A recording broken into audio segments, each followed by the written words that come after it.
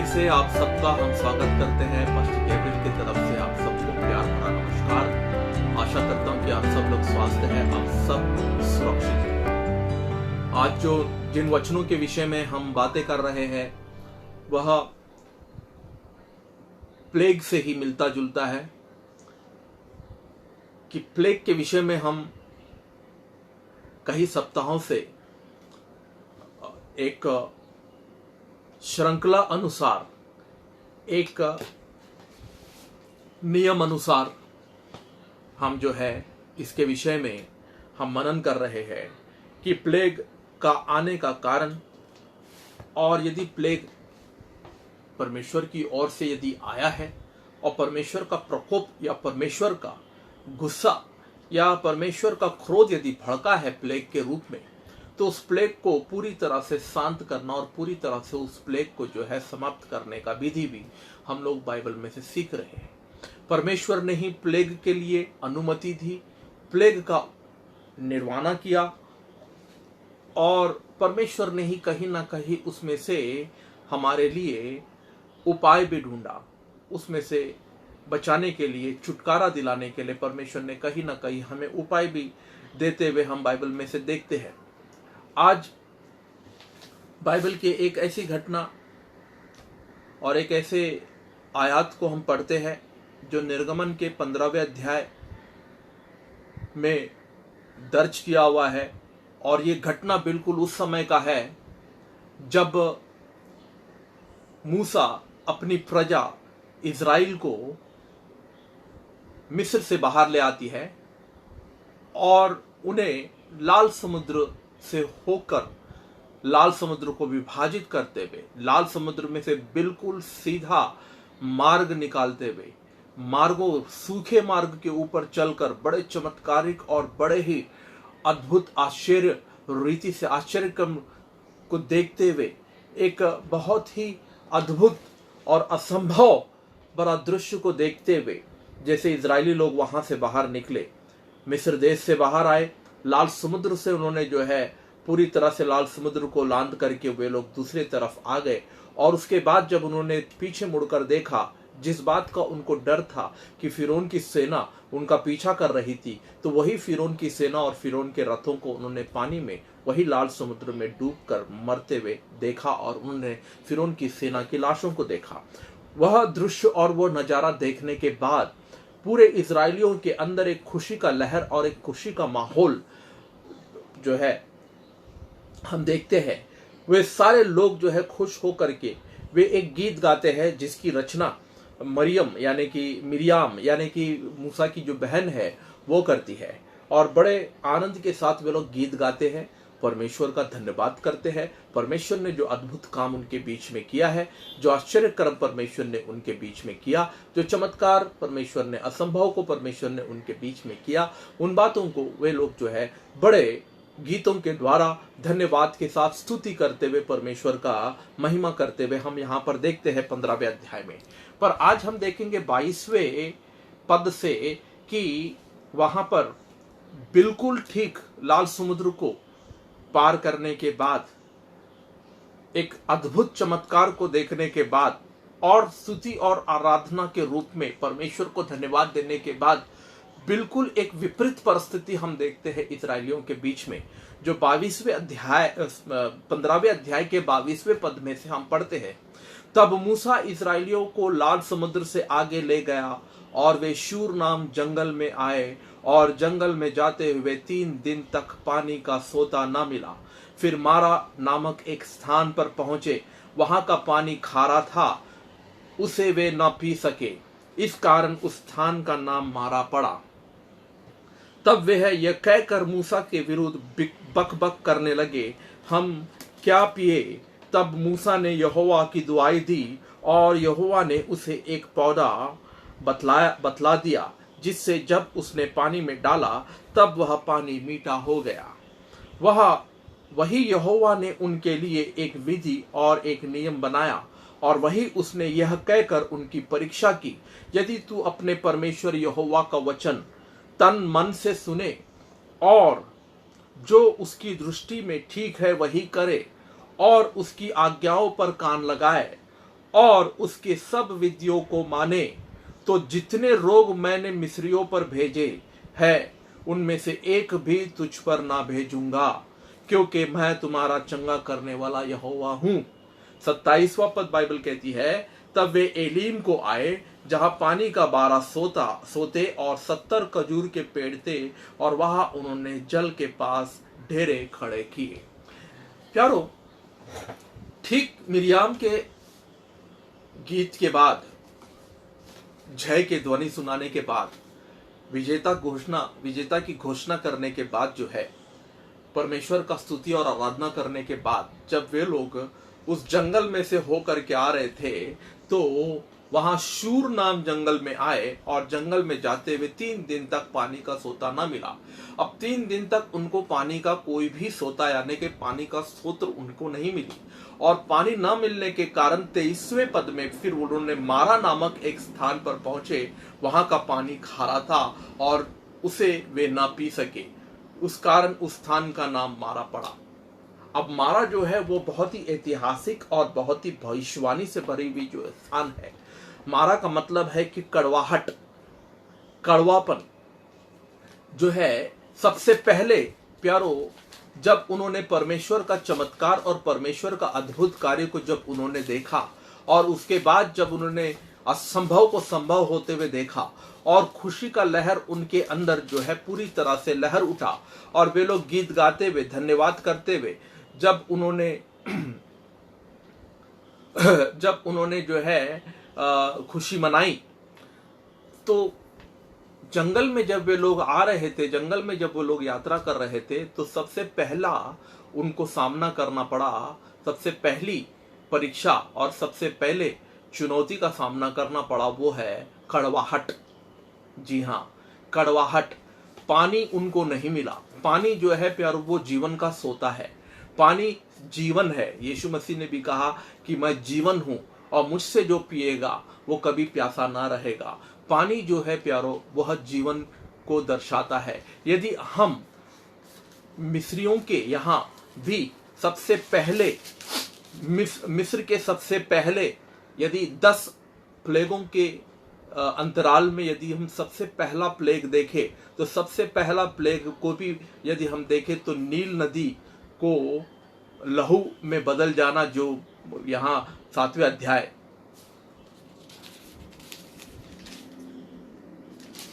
के 14वें पद में देखे, फिरौन का मन कठोर हो गया और वो इस प्रजा को जाने नहीं दिया, इसलिए सवेरे के समय फिरौन के पास जा, और वो जल की ओर बाहर आएगा। जो लाठी सर्प बन गई थी उसको हाथ में लिए हुए नील नदी के तट पर उसको भेंट करने के लिए खड़ा रहना, और उसी प्रकार कहना, इब्रानियों का परमेश्वर यहोवा ने मुझे ये कहने के लिए तेरे पास भेजा है कि मेरी प्रजा और मेरे लोगों को जाने दे, जिससे वे जंगल में मेरी उपासना करे। और तब तू मेरा कहना नहीं माना। यहोवा यो कहता है कि इसे तू जान लेगा कि मैं ही परमेश्वर हूं। देख, मैं अपने हाथ की लाठी को नील नदी के जल पर मारूंगा और जल लहू बन जाएगा।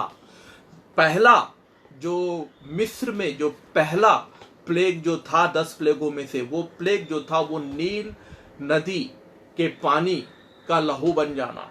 अब नील नदी जो था वो मिस्रियों का जो है बहुत ही महत्वपूर्ण और बहुत ही जरूरतमंद साधन था। नील नदी की वे लोग पूजा ही नहीं करते थे। नील नदी की वे लोग आराधना ही नहीं करते थे। वे तो हर बात की आराधना करते थे। मेंढकों की भी आराधना करते थे, और वे लोग जो है जंगली जानवरों की भी आराधना करते थे, पत्थरों की आराधना करते थे। बहुत सारी विधियां उनकी अंदर थी, पर सबसे बड़ा जो उन लोगों का जो साधन था जीवित रहने का, वो था नील नदी का पानी, क्योंकि नील नदी के पानी की पर ही पूरा मिस्र जो है जीवित रहा करता था। वहां पर परमेश्वर ने जो है मूसा को उसी नदी का पानी को लहू बनाने को कहा। लहू का मतलब है मृत्यु। लहू का मतलब है मृत्यु। और परमेश्वर ने जो है उस पानी को एक ऐसे मृत्यु में बदल दिया। या यदि प्यारो पानी कड़वा हो तो आप पी सकते हो कड़वा पानी, पर यदि पानी लहू बन जाए तो आप लहू से बना हुआ पानी कभी नहीं पी सकते हो। लहू आप कभी नहीं पी सकते हो।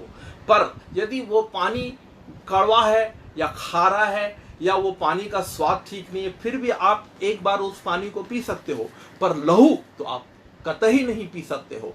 इसीलिए यहां पर परमेश्वर ने सबसे पहले मिस्रियों को यह दर्शाया कि तुम्हारा जीवन का जो सोता है, तुम्हारा जीवन का जो साधन है, तुम्हारी सबसे महत्वपूर्ण उपलब्धि है, उसको भी मैं मृत्यु में बदल सकता हूं।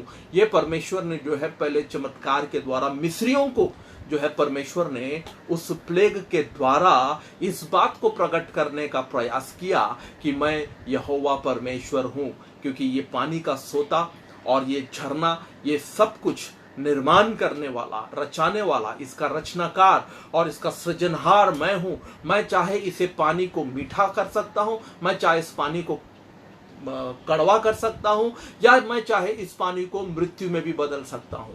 तो प्यारो, यहां पर जो है रेगिस्तान में पदयात्रा करते समय में जब इजरायली लोग जब उस जगह पर पहुंचे, मारा नाम का जो स्थान था, वहां पर उन्होंने पानी तो पाया, पानी कड़वा था, पानी की उपलब्धि वहां पर था, उनको उनके प्यास बुझाने का साधन वहां पर था, पर वो पानी ऐसा था कि वो कड़वा पानी था, वो पीने लायक पानी नहीं था। तो प्यारो, वहां पर उन्होंने 24वें पद में, तब वह यह कहकर मूसा के विरुद्ध बकबक करने लगे, हम क्या पिए। बकबक करने लगे। बकबक करने का मतलब है कुड़कुड़ाना। यस, कुड़कुड़ाना। अब 24 और 25 पद में यदि हम देखें तो पूरा इजराइल की प्रजा, वहां के लोग, वरिष्ठ लोग जो थे मूसा के पास आए, वे लोग कुड़कुड़ाते हुए आए, बकबक करते हुए आए। वे कड़वे पानी को देखकर मायूस हो गए, निराश हो गए। कड़वे पानी को देखकर उनका दिल जो है, उनका मन जो है टूट गया, और वह जो है कुड़कुड़ाहट के साथ दोष लगाते हुए, बड़े अपने परिस्थिति की असंतुष्टता जताते हुए वे जो है अपने मुख से अपशब्द बातें कहने लगे। तब यहां पर 25वें पद में देखते हैं, तब मूसा ने यहोवा को दुहाई दी और यहोवा ने उसे एक पौधा बतला दिया। अब देखिए, दो प्रकार के लोगों की आचरण, और दो प्रकार के, इन्हीं लोगों के दो आचरण को और दो प्रवक्तियों को हम देखते हैं यहां पर। एक वो लोग हैं जो जब समस्या उत्पन्न होती है, जब कोई कठिनाइयां उत्पन्न होती है, जब उनकी परिस्थिति अनुकूल नहीं होता है, उनकी परिस्थिति उनके सोच या उनके इच्छा अनुसार नहीं होती है, उसके विपरीत होता है, या कोई वहां पर जो है वहां पर कोई उनको किसी प्रकार का जो है असुविधा होती है, तो वो लोग कुड़कुड़ाने लगते हैं, बकबक करने लगते हैं।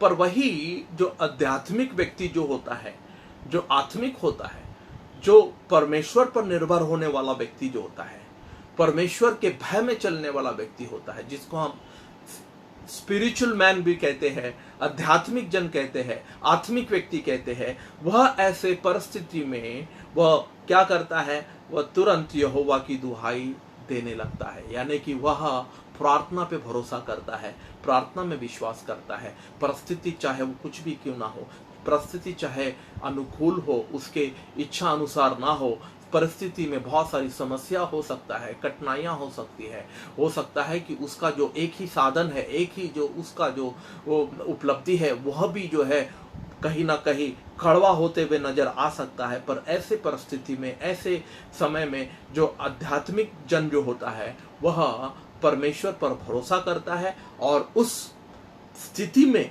परमेश्वर की बाढ़ जोता है, और उस परिस्थिति में वह परमेश्वर पर निर्भर होकर के वह परमेश्वर से मदद मांगता है, और परमेश्वर से सहायता मांगता है, और परमेश्वर की सहायता के लिए वो ठहरे रहता है, जो मूसा ने यहां पर किया।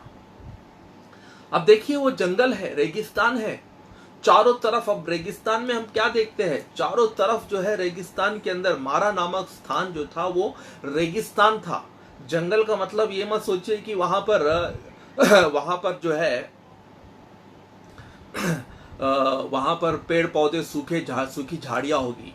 मारा वह स्थान था जहां पर चारों तरफ जो है रेत के ढेर थे, रेत ही रेत नजर आएगा आपको, कहीं पर भी कोई पौधा नजर नहीं आएगा, कोई हरियाली, कोई पेड़ या कोई ऐसा वहां पर दरख्त आपको नजर नहीं आएगा। पर उस रेगिस्तान के अंदर, उस रेगिस्तान के भीतर जहां चारों तरफ रेत ही रेत है, वहां परमेश्वर ने मूसा को एक पौधा दिखाया और वह पौधा केवल मूसा देख पाया। वहां जो सैकड़ों लोग जो थे, इजरायली लोग जो यात्रा करते आए, यानी कि कम से कम 5 लाख 6 लाख इजरायली लोग, सोचिए कि कितनी लंबी कतार लगी होगी। यानी कि आखिर का जो व्यक्ति है उसने भी पौधा नहीं देखा, और जो व्यक्ति शुरू में है, जो सबसे आगे जो व्यक्ति खड़ा है, उसने भी पौधा नहीं देखा।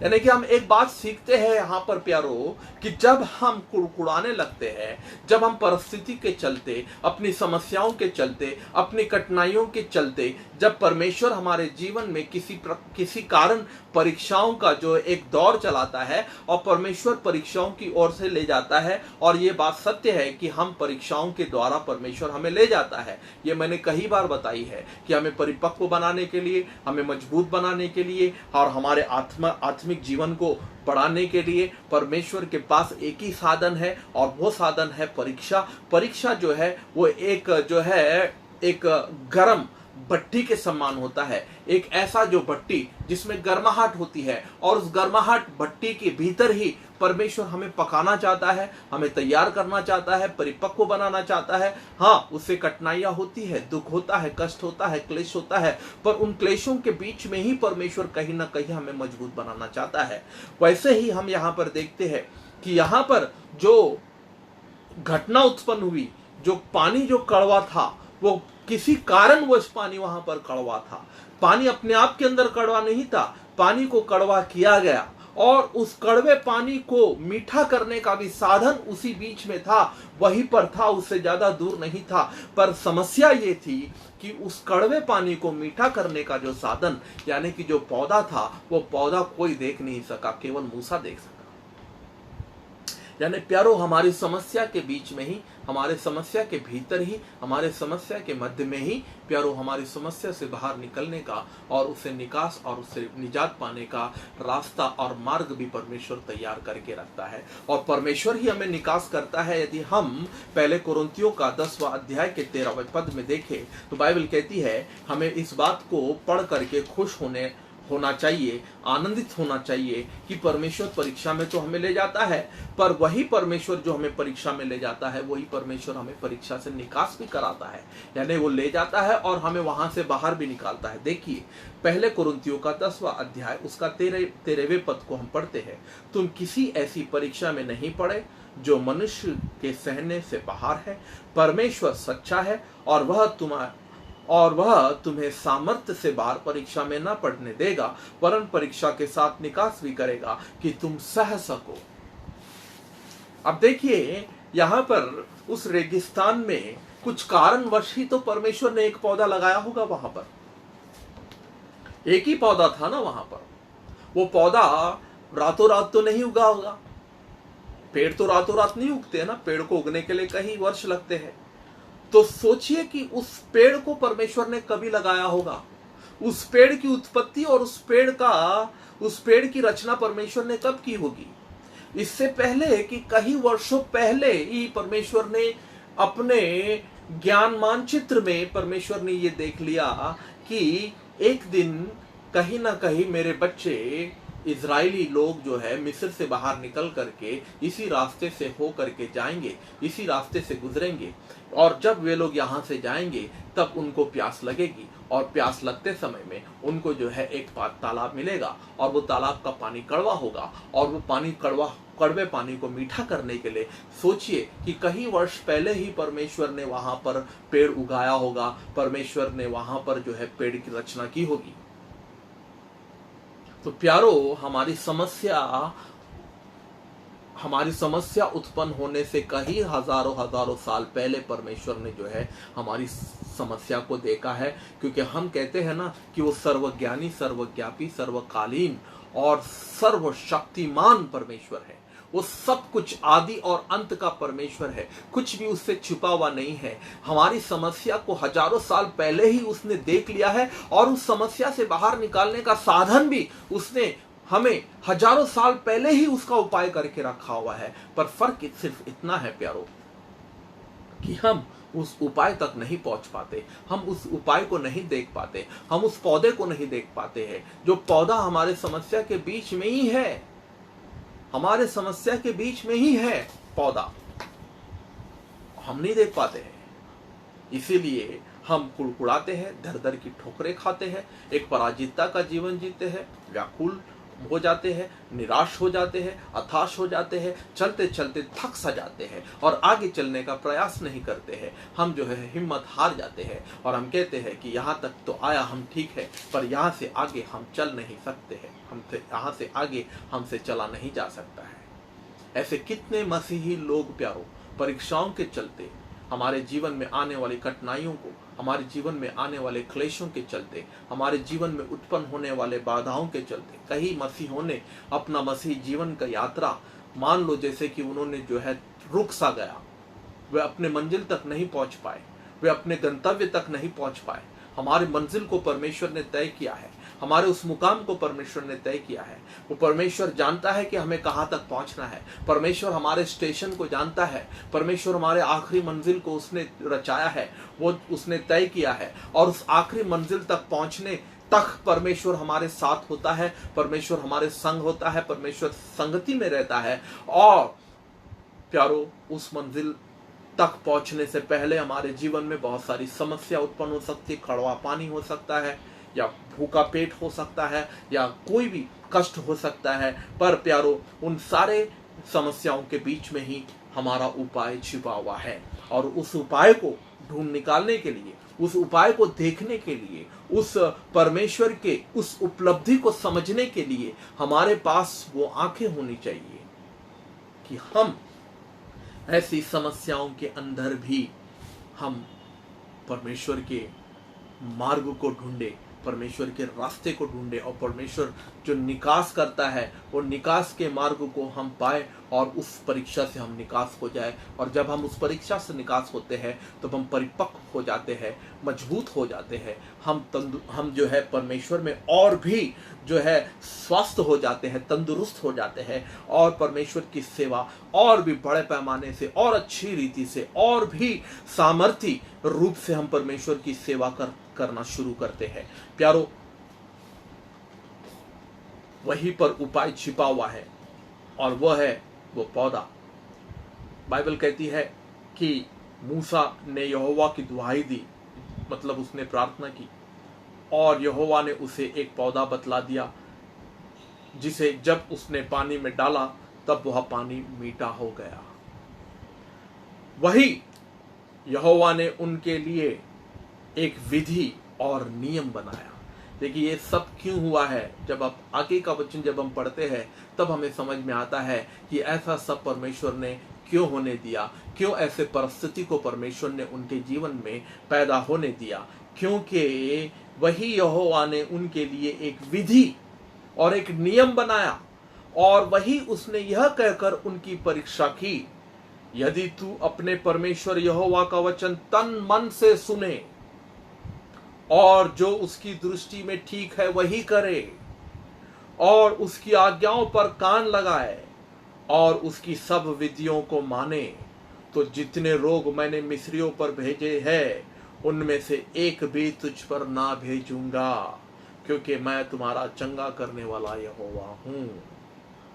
देखिए यहां पर परमेश्वर ने विधि बनाई, एक नियम बनाया, ये उनके लिए, क्योंकि यह जो है मिस्र देश से बाहर निकलने के बाद, लाल समुद्र को पार करने के बाद, यह सबसे पहली घटना है जहां पर हम देखते हैं कि इजरायली परमेश्वर के बच्चे, परमेश्वर के संतान पानी को लेकर के लोग कुड़कुड़ाए, और पानी को लेकर के जब उन्होंने कुड़कुड़ाया तब भी वहीं पर परमेश्वर ने उनको एक विधि बनाई, क्योंकि अभी उनको एक लंबी यात्रा करनी थी। प्रतिज्ञा की भूमि में, वाचे की भूमि में प्रवेश करने के लिए कई दिनों और कई महीनों तक उस रेगिस्तान के दर दर की ठोकरें खा खा करके, उस रेगिस्तान के कोने कोने से हो करके उनको गुजरना था, ना जाने और कितनी बड़ी बड़ी समस्याओं का सामना उनको करना था। पर यहाँ पर शुरू में ही परमेश्वर ने एक ऐसा नियम बना दिया, एक ऐसी विधि उनके सामने रख दी कि यदि उस जंगल में आने वाली समस्याएं, उस रेगिस्तान में आने वाली कठिनाइयां, आने वाली परीक्षाओं का सामना करना चाहते हो तो ये 4 चीजें तुम्हें करना होगा। परमेश्वर ने उनको कहा, सबसे पहला, तू अपने परमेश्वर यहोवा का वचन तन मन से सुने। सबसे पहला, परमेश्वर यहोवा का वचन तन और मन से सुने, यानी कि पूरे मन से, हृदय की गहराई से परमेश्वर के वचन को सुने। हालेलुया। प्यारो, उपाय कैसे मिलेगा हमें? जब हम सुनने वाले लोग बनते हैं। जी हाँ, सुनने वाले लोग बनते हैं। इसलिए यीशु मसीह हमेशा अपने हर एक प्रसंग और अपने हर एक उपदेश के बाद वे कहते थे कि तुम में से जिसके कान है वे सुन ले। क्यों? हर एक उपदेश के बाद प्रभु यीशु मसीह यही कहते थे उस भीड़ से कि तुम में से जिसके कान है वो सुन ले, यानी कि सुनने वाले तो बहुत थे वहां पर। इसलिए बाइबल कहती है ना याकूब के 2 अध्याय में कि तुम केवल सुनने वाले मत बनो। जो केवल सुनता है वो अपने आप को धोखा देता है। सुनने का मतलब है मसीह का वचन सुनने से, और सुनना मसीह के वचन से बढ़ता है।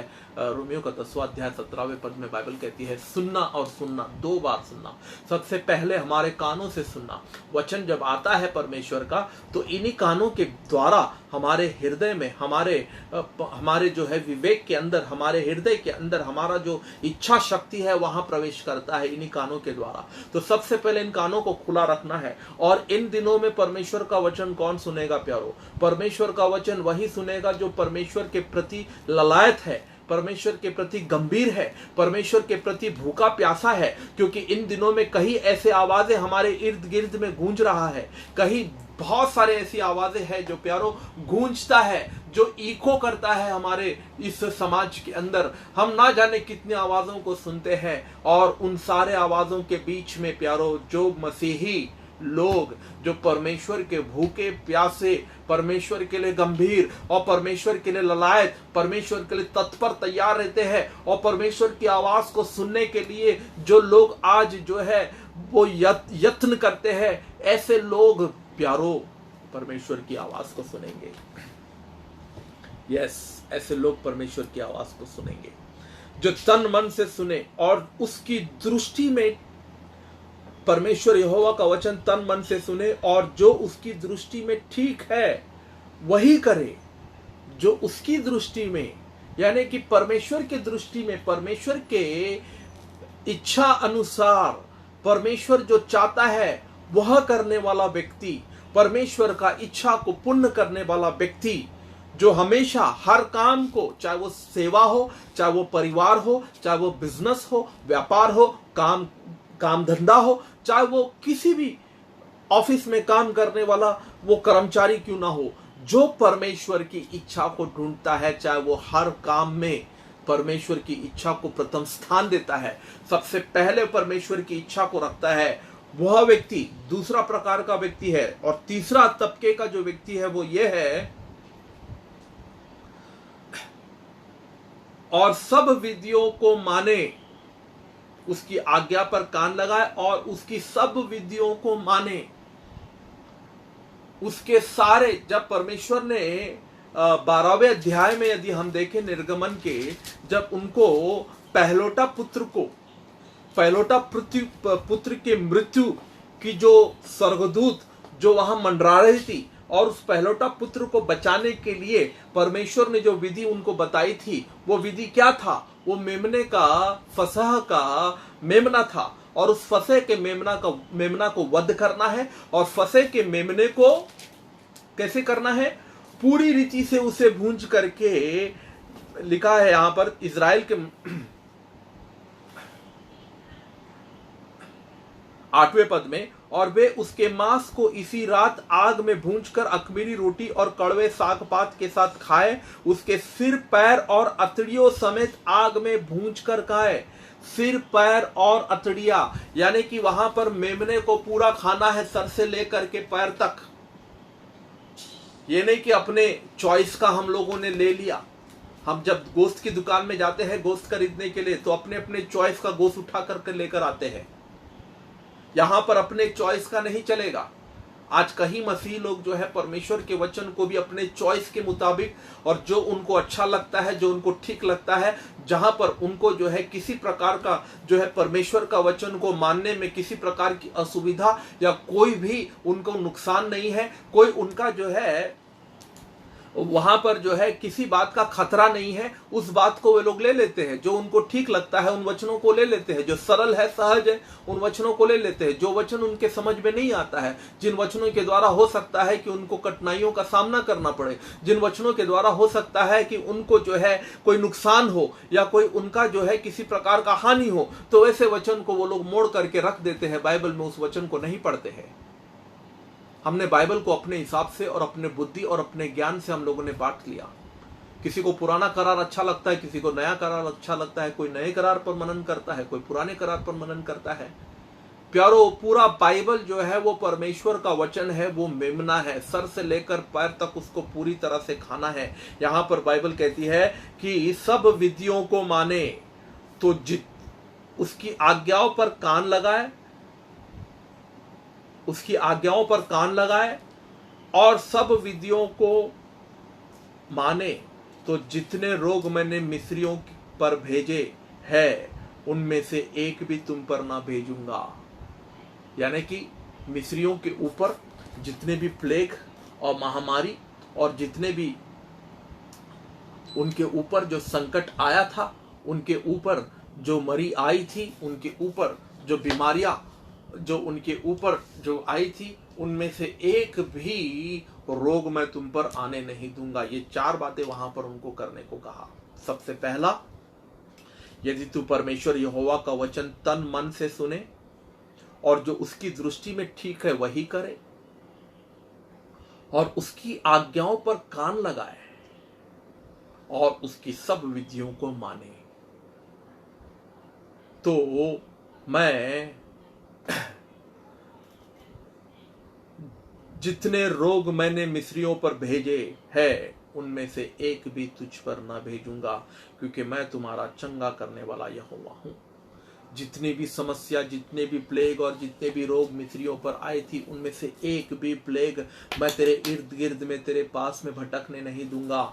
यदि तू मेरे विधियों पर चले, मेरे वचन पर मन लगाए और मेरे आज्ञाओं पर कान लगाए और तन मन से, पूरी रीति से, पूरे मन से जो है परमेश्वर का वचन को माने। जैसे बाइबल में लिखा हुआ है, केवल बाइबल के वचनों को पढ़ना नहीं, केवल जो है रीति रिवाज के अनुसार, एक पद्धति के अनुसार, एक रोज का रूटीन जैसे होता है, रूटीन के अनुसार हम बाइबल को पढ़ लिए, पढ़ करके हम लोगों ने बाइबल बंद करके हम लोग सोचते हैं कि आज मैंने प्रभु का काम किया, आज मैंने परमेश्वर को प्रसन्न किया, आज मैंने बाइबल पढ़ने का काम मेरा हो गया तो शायद प्रभु खुश हो गया। तो प्यारो, ऐसी सोच और ऐसी मानसिकता आने वाले दिनों में, जो प्लेग और महामारी का दौर है, आने वाले दिनों में जो कठिन समय और मुश्किल समय जो आ रहा है, क्योंकि बाइबल कहती है कि अंत के दिन बहुत ही भयानक दिन होंगे। ऐसे भयानक दिनों के आगमन से पहले यदि हम अपने आप को बदले, अपने आप को यदि हम परिवर्तित करें और अपने आप को हम सोचे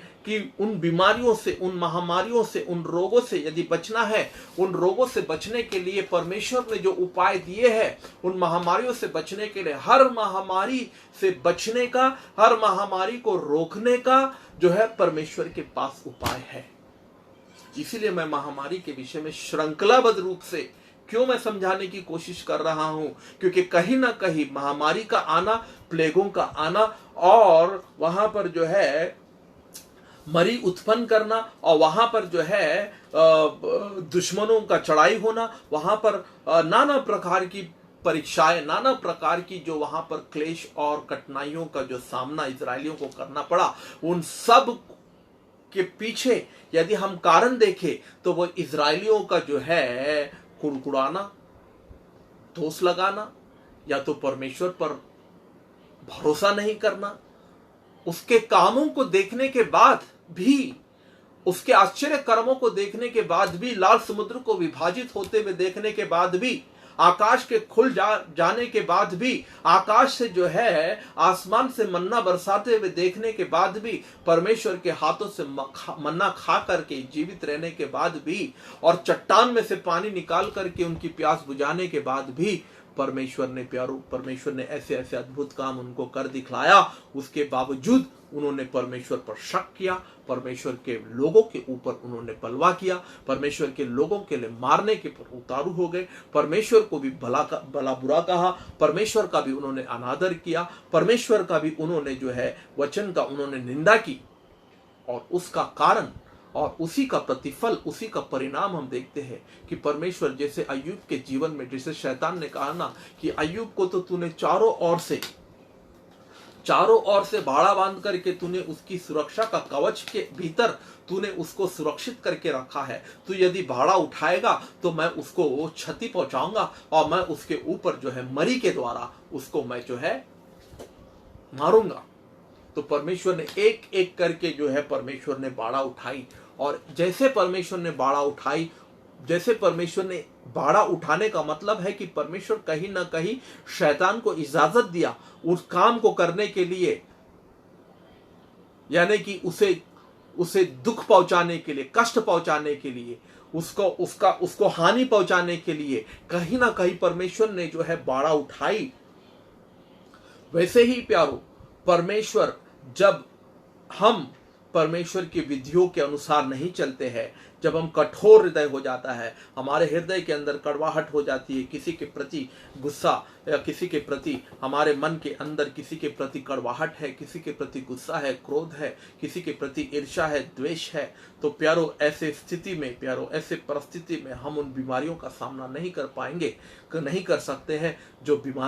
जो बीमारियां महामारी बन करके, प्लेग बन करके हमारे ऊपर, समाज के ऊपर हावी होने लगता है, यदि ऐसे समाज के भीतर ऐसे महामारियों से, ऐसे प्लेगों से यदि बचना है तो प्यारो सबसे पहले इन 4 बातों को जो यहाँ पर लिखी हुई है, उन 4 बातों का मनन और उन 4 बातों के ऊपर हमने जो है चिंतन करना है, और क्या हमने इन बातों को हम कर रहे हैं इसके ऊपर हम लोगों ने जरूर जो है, इसके ऊपर हम लोगों ने गौर फरमाना है, इसके ऊपर चिंतन और मंथन करना है और देखना है, और हमने सोचना है कि क्या यह हमारी आखिरी मंजिल है, क्या यही है जो परमेश्वर मुझे रेगिस्तान में इसीलिए ले आता है। नहीं प्यारो, उनका जो मंजिल कुछ और था, उनको तो परमेश्वर जो है उस मरहा में नहीं, बल्कि परमेश्वर उनको एलीम में ले जाना चाहता था। एलीम क्या है? 27वें पद में लिखा हुआ है, तब वे एलीम को आए जहां पानी के 12 सोते और 70 खजूर के पेड़ थे, और वहां उन्होंने जल के पास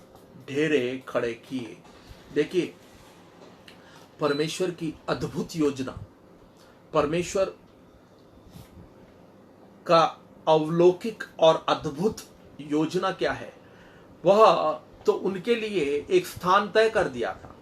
उनके लिए परमेश्वर ने एक ठिकाना, जहां उन्होंने डेरा डालना है, जहां उन्होंने अपने तंबू खड़ा करना है, जहां उन्हें लंबे समय तक वहां पर रहना है, वो स्थान तो परमेश्वर ने पहले से ही चुन लिया।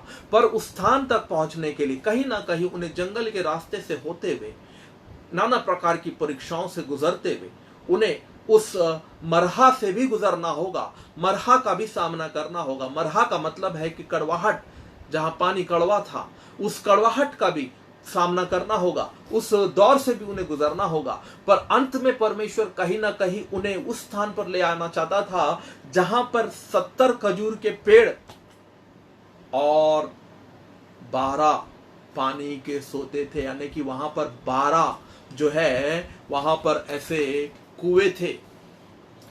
उनको तो 3 दिन तक चलते कुछ भी पानी नहीं मिला। एक जगह पर एक तालाब मिली, वो तालाब का भी पानी कड़वा था, पर प्यारो उन्होंने उसके अगले छोर को नहीं देखा। जैसे सिक्के के 2 पहलू होते हैं ना, हम एक पहलू को देखते हैं, हम एक तरफा देखते हैं, हम अगले दूसरे तरफ और दूसरे पहलू को, हम दूसरे दिशा को नहीं देखते हैं। अगला पहलू जो उनका जो था, वहां परमेश्वर जो उन्हें ले जाना चाहता था, परमेश्वर ने उनके लिए जो स्थान बनाया था वो एलीम था, मरहा नहीं था। पर मरहा तो उनको गुजरना है, मरहा से उनको वहां से गुजरना है, यहाँ से यात्रा करते हुए, उन परीक्षाओं का सामना करते हुए, उन कठिनाइयों का सामना करते हुए, उन क्लेशों का सामना करते हुए वहां से उन्हें गुजरना है। पर परमेश्वर ने तो उनके लिए जो स्थान बनाया था वो एलीम था। एलीम एक ऐसी जगह थी जहां पर 12 सोते, इजराइल का कितना गोत्र था प्यारो? इजराइल में कितना गोत्र था? इजराइल का 12 गोत्र था, यानी कि एक गोत्र के लिए एक कुआं, यानी कि इतना बहुतायत उनको दिया परमेश्वर ने कि उनके पास 12 कुएं थे, लबालब पानी से भरा हुआ कुआं। ये पूरा इजराइल कभी प्यासा नहीं रह सकता रहेगा, इतना पानी उनके पास था। उतना ही नहीं, बल्कि वहां पर खजूर के पेड़ भी थे। और कितने पेड़ थे? 70 पेड़ थे। 70 जो है प्यारो, 12 जो है वह परिपक्वता को दर्शाती है। जैसे प्रभु यीशु मसीह के 12 चेले थे और 12 गोत्र थे। स्वर्ग में भी जो है 12 प्राचीन है, जो परिपक्वता, मैच्योरिटी को दर्शाती है। हमें परमेश्वर मैच्योरिटी की ओर ले जाता है, परिपक्वता की ओर ले जाता है। हमारा अंतिम जो पड़ाव है, अंतिम जो स्थान है वो मैच्योरिटी है, वो हमारी परिपक्वता, हमारा जो है मसीह में बढ़ना, मसीह में जो है परिपक्व होना, मसीह में जो है एक वृद्धि पाना। और उसके बाद 70 जो है वह किस आंकड़े को दर्शाता है? 70 किसे दर्शाता है? 70 जो है वह बहुतायत को दर्शाता है, अबंडेंस, यानी कि उसकी कोई सीमा नहीं, उसका कोई रोक नहीं, उसकी कोई परिनाप नहीं है, उसका कोई मापदंड नहीं, माप नहीं है उसका कोई, यानी कि वो असीमित है। वह जो है वो बिल्कुल जो है वो सीमा के बाहर है, असीमित है, असंख्य है। इसलिए यीशु मसीह ने कहा, जब उससे पूछा गया कि मेरे भाई यदि मेरे खिलाफ, यदि मेरे विरुद्ध में यदि पाप करे तो मैं कितने बार उसे क्षमा करूं? तो यीशु मसीह ने कहा कि 70 गुना 70 बार उसे क्षमा करो, यानी कि असंख्य बार, यानी कि उसकी कोई सीमा, उसकी कोई लेखा जोखा, उसका कोई मापदंड नहीं है, उसका कोई नाप नहीं है, असंख्य बार। तो 70 खजूर के पेड़ मतलब कि बहुतायत का जीवन। जी हाँ, यूहन्ना के 10वें अध्याय के 10वें पद में यीशु मसीह कहता है कि चोर आया है चोरी करने, घात करने, नष्ट करने, पर मैं आया हूं जीवन देने और बहुतायत का जीवन देने के लिए। तो 12 कुएं जो है वो परिपक्वता को दर्शाती है और 70 खजूर के पेड़ जो है वह जो है बहुतायतता को दर्शाती है। तो प्यारो, हमारे जीवन में, हमारे जीवन काल की यात्रा में जो समस्याओं का सामना हम करते हैं, हमारे जीवन में कई ऐसे दौर आते हैं जहां पर हमें कड़वाहट होती है, दुख होता है, कष्ट होता है, क्लेश होती है, हमें पीड़ा होती है, हमें दर्द होता है, हमें नाना प्रकार की समस्याओं से गुजरना होता है। पर प्यारो, वो थोड़े समय का होता है। यदि हम पहले पत्रस का 4:12 को अगर हम पढ़े, आज सुबह ही मैं इसके ऊपर मनन कर रहा था, जबकि मैं सोच रहा था कि मैं इसके विषय में कुछ आप लोगों के साथ बांटूं, पर मैंने अपना विषय को नहीं छोड़ा। इसलिए मैंने इस विषय को जो है आगे के दिनों के लिए मैंने इसे छोड़ दिया, ताकि आगे के सप्ताह में हम इसके बारे में जरूर पढ़ेंगे। पर मैं एक प्लेगों के विषय में श्रृंखलाबद्ध रीति से मैं इसे ले जा रहा था, इसीलिए मैंने उस टॉपिक को मैंने छेड़ा नहीं, उस टॉपिक को जारी रखा। पर आज सुबह जब मैं मनन कर रहा था समस्याओं के ऊपर, तो मेरे सामने यही वचन आया। पहले पत्रस का 14 अध्याय, माफ करना, पहले पत्रस का 4 अध्याय उसके 12वें पद को हम पढ़ते हैं। हे प्रियो, जो दुख रूपी अग्नि तुम्हारे परखने के लिए तुम में भड़की है, इससे यह समझकर अचंभा न करो कि ये कोई अनोखी बात तुम पर बीत रही है। पर जैसे जैसे मसीह के दुख में सहभागी होते हो, आनंद करो, जिससे उसकी महिमा के प्रकट होते समय भी तुम्हें आनंदित और मगन हो। तो प्यारो, बाइबल यहां पर कहती है, पत्रस कहता है कि हे प्रियो, जो दुख रूपी अग्नि तुम्हारे परखने के लिए, हर एक दुख रूपी अग्नि, हर एक दुख, कष्ट, क्लेश, परेशानी बीमारी, रोग, परीक्षाएं और नाना प्रकार की जितने भी यातनाएं हमारे जीवन में उत्पन्न होता है, यदि हम परमेश्वर के सच्चे, परमेश्वर के मार्गों पर चलने वाले और परमेश्वर की बातों को सुनने वाले, तन मन से परमेश्वर की विधियों पर चलने वाले, परमेश्वर का हर एक आज्ञा को पूरी करने वाले लोग हैं, तो हर एक परीक्षा प्यारो हमारे परखने के लिए और हमें पर प्रभु यीशु की महिमा में ले जाने के लिए उत्पन्न होता है। दुख रूपी अग्नि तुम्हारे परखने के लिए तुम में भड़की है। जैसे आग भड़कता है ना, वैसे समस्याएं हमारे जीवन में जो है भड़क उठता है। इससे यह समझकर अचंभित ना होना, इसे यह समझकर अचंभा ना करो कि कोई अनोखी बातें तुम पर बीत रही है। नहीं, अचंभित ना होना। इजरायलियों को तो नहीं पता था कि उनका आखिरी स्टेशन जो है, उनका जो गंतव्य जो है, उनका डेरा डालने का और उनको तंबू बांधने का जगह जो था वह इलीम था, जहां 12 कुएं हैं, 12 सोते हैं और 70 खजूर के पेड़ है। अगर उनको पता होता पहले से ही कि उनका वो गंतव्य है, वो उनका आखिरी स्टेशन है, तो वो लोग कभी नहीं कूद पड़ाते, भले ही उनके ऊपर। पर समस्या यह है कि उनको नहीं पता था, तो उनका मन कच्चा हो गया। वैसे ही हमें नहीं पता होता है कि इस परीक्षा के बाहर जो हमारा जो गंतव्य है, हमारा जो लेवल है, हमारा जो डायमेंशन है, हमारा जो स्टेशन है, जहां प्रभु हमें ले जाना चाहता है, वो क्या है, वो कहां है, हम नहीं जानते हैं। पर एक बात हमें इस बात से बाइबल को अध्ययन करने के बाद हमें समझने की जरूरत है कि जिस स्थान पर भी वो ले जाएगा प्यारो, जहां कहीं पर भी वो ले जाएगा, इस परीक्षा के बाद जो भी समय और जो भी स्थान और जो भी परिणाम उत्पन्न होगा, वो मेरे लिए भला और मेरे लिए उत्तम होगा। इस बात का भरोसा रखना है कि हर एक परीक्षा हमें क्या करती है, मसीह की महिमा में ले जाती है। और जैसे जैसे मसीह के दुखों में सहभागी होते हो, आनंद करो, जिससे उसकी महिमा के प्रकट होते समय भी तुम आनंदित और मगन हो। हालेलुया। इसीलिए बाइबल कहती है, फिर यदि मसीह के नाम के लिए तुम्हारी निंदा की जाती है तो तुम धन्य हो, क्योंकि महिमा का आत्मा, जो परमेश्वर का आत्मा है, तुम पर छाया करता है। प्रभु आप सबको आशीष दे, प्रभु आप सबको ब्लेस करे। प्यारो, इन दिनों में समस्याएं, कठिनाइयां, क्लेश, दर्द, पीड़ा, दुख, कष्ट, मन का व्याकुल होना, निराशा में जाना, हताश हो जाना और पूरी तरह से जो है हिम्मत हार करके बिल्कुल एकदम असमर्थ होकर के बैठ जाना, थक जाना और मैदान छोड़ करके चला जाना, ये सारी बातें कई विश्वासी लोग जो है इन बातों के द्वारा इन समस्याओं से गुजर रहे हैं, इन हालातों से गुजर रहे हैं। पर याद रखिए प्यारो कि हमारे जीवन में उत्पन्न होने वाली हर एक समस्या हमारे लिए भलाई के लिए उत्पन्न होती है, हमारे भलाई के लिए उत्पन्न होती है। हमें एक ऐसे मुकाम पर ले जाने के लिए, एक ऐसे पड़ाव पर ले जाने के लिए। हम नहीं जानते हैं कि हमारा गंतव्य, हमारा आखिरी स्टेशन, हमारा अंतिम जो है परिणाम क्या है, इसका मंजिल क्या है। पर एक बात हमें अवश्य समझना है प्यारो कि जो भी हमारे लिए होगा, हर बात हमारे लिए भलाई उत्पन्न करेगा। May God bless you all. प्रभु आप सबको आशीष दे।